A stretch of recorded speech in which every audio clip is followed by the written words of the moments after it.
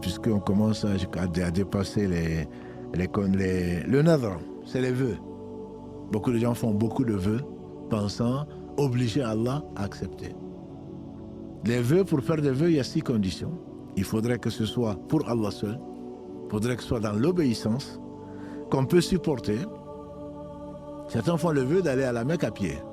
Quand tu as du mal à traverser la route, et tu fais le vœu, Allah, si tu me donnes de l'argent, c'est pas le paradis, hein, d'habitude. Non, si tu me donnes je ne sais quoi d'autre, de ce bas monde, je fais le vœu d'aller à Makkah à pied. Non, tu n'as pas à le faire. Par contre, tu l'as fait, tu as fait un grand péché parce que tu ne pourras pas le supporter. Le prophète a interdit de le faire.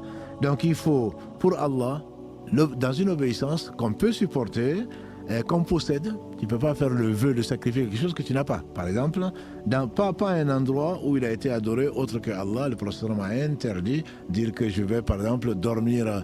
Il a fait le vœu, Omar ibn Khattab, de passer une nuit d'Atikaf, donc à la Mecque, oui, mais pas quelque part où on a adoré autre que Allah.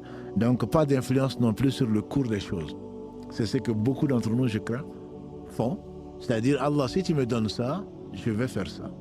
Comme si je n'avais pas fait le vœu, peut-être qu'Allah ne me l'aurait pas donné. Et si je fais le vœu, ça va obliger quand même quelque part Allah à me donner la chose, quoi. Et Allah, cette femme, si je me la donne, eh bien, je vais passer toute ma nuit à prier.